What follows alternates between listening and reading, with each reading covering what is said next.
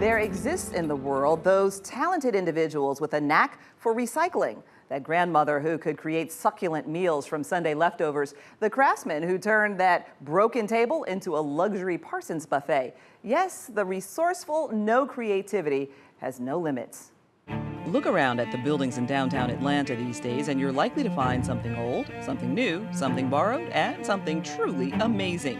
Vintage architecture complete with modern-day conveniences. It revolves around the concept called adaptive reuse. That's where a building or existing infrastructure gets a makeover and turns into something new. The old Sears building in Atlanta, now the popular Ponce City Market. Yesterday's historic Flatiron building is today's Flatiron City, an incubator for startup businesses. Projects like these force architects to come up with creative designs, adding contemporary features while retaining the character and authenticity of the original design. The concept of adaptive reuse is not just relegated to construction, it's also applicable to a career. In the case of Jim Borders, professional reinvention would propel him to new heights. His story is today's Executive Profiles.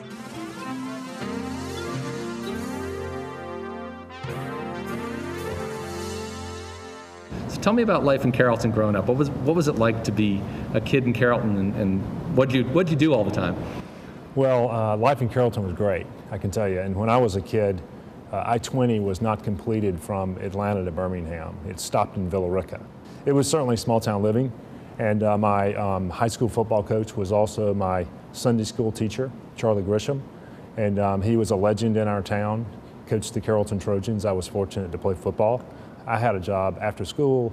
I worked for Coffee Cart, which was a local vending company. I started in the kitchen. I broke in a lot of eggs, making egg sandwiches back there, and then I worked my way up to be the person who worked with the owner's mother to count the money every day that came in. So I worked my way up the chain. What was Georgia Tech like for you? Georgia Tech was good for me. I wasn't a great student at Georgia Tech. I was in a fraternity, but I was a good math student. And so I just went there and I slugged it out in mechanical engineering. You then went on to law school. I did. So why law school? I worked in the oil field for a year, and I knew I needed to find a way to get inside and have an office job. So I went to Georgia and I studied law, and I studied business, and I have a JD and BA from Georgia, and so I kept my options open. Then back to Atlanta to practice law. For how long did you practice law? I practiced law for 2 years. Right. I did. And then you were at that fork in the road where you decided to leave the practice of law and go into real estate. I went from law to business because I'm a good problem solver. I enjoy solving problems. I went into real estate because at the time I wanted to start my own business. It was just after the recession of 90 and 91. Right. And there were good opportunities in real estate in terms of acquiring properties. Your first acquisition was 34 Peachtree Street, correct? That was the first time I showed up on the radar screen. Right. In fact, you were the editor of the Business Chronicle when the article came out about our purchasing that in May of 1994. Right. And what did you learn from that experience? One thing I learned is obviously the fundamental equation of capitalism. It needs to be worth more than it costs. And so in the depths of when you're coming out of the recession, that's a great time to buy real estate. And so that's what we did. In that period of time, the key success factor was just showing up with money. I mean, that's what you needed to do. And so I passed the hat around to investors in Carrollton and was able to purchase 34 Peachtree, which was a 30-story office building on Peachtree Street. And downtown was just out of favor at the time. And we bought the building for $2.2 million. And so that was a fantastic time to be buying high-rises downtown.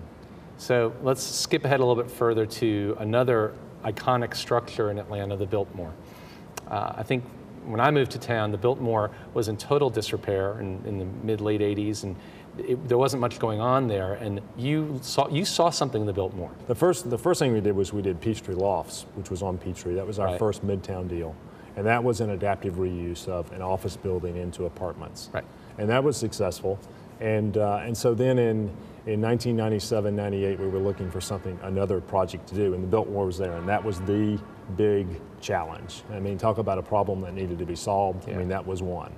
And so that was really the analysis, was we felt like, one, we could buy it right, and then two, we could then, we knew how to rehab buildings, and so that's what we did. Now that one we ended up turning into an office building as opposed to residential because there wasn't a lot of new office being built at the time, and because there was a need for office for technology firms that were sprouting up. Present day, you've moved away a little bit more from what we'd call rehab, I guess, to more new construction of some of the best residential high-rises in the country. When you're doing high-rise residential and you're doing it somewhat in a programmatic fashion like we're doing today, in a way that's certainly an easier way to have a large-scale organization than if you were doing individual one-off projects. So that's what we do. We're a larger company now, and that business model has worked well for us. Right, you're downtown, you're in Midtown, you're in Buckhead. The Sky House brand has become known in and around Atlanta, which is great to have that kind of branding. Our vision is to create great urban experiences, and we've just done that in many ways over the years. We did that at Peachtree Lofts at the time, and we did it at the Biltmore, and now we're doing it with Sky House. So let's talk about the Atlanta real estate market. I've heard some people in the community say that we're now getting to the point where the condo and apartment market in town is starting to get a little bit overheated, a little bit overbuilt. Rents are getting too high. What are you all feeling, and what do you think does the future hold, and are we close to the tipping point? So there is a fair amount of new supply that's under construction now, certainly in Midtown, and there's sort of a second wave coming in Buckhead. There's already been a wave of new construction in Buckhead, and Sky House Buckhead competes against 5 or 6 projects that are similarly positioned and are leasing up at the same time, and yet we leased up very quickly. And we're seeing that around the country. There's such a desire for young people to return to the city that there is, as long as there's job growth in the market, and we obviously need that. So what's next on the horizon then for Novair? Where would you look next in terms of possible emerging markets for you guys as you look out forward? Well, a lot of times we'll do a second building in an existing market, and so for example, we're doing that in Dallas, which is a really good market with very high job growth in several submarkets. You have 2 daughters, both in college, and when they come to you for career advice or guidance about how to approach what they want to do with their careers, what do you tell them?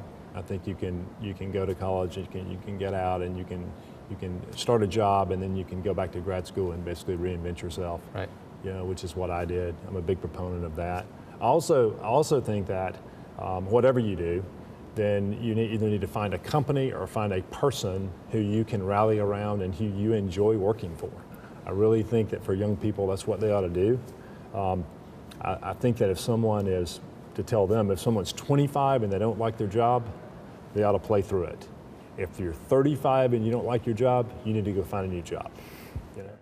Atlanta-based Novair Group has penetrated yet another market. The company recently got clearance to build a 25-story apartment high-rise in Cincinnati.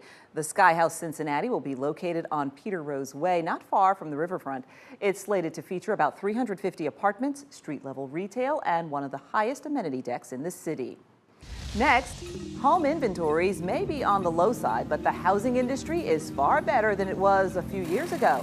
Patrick Crosby goes by the numbers to see how builders are faring in the metro when we return.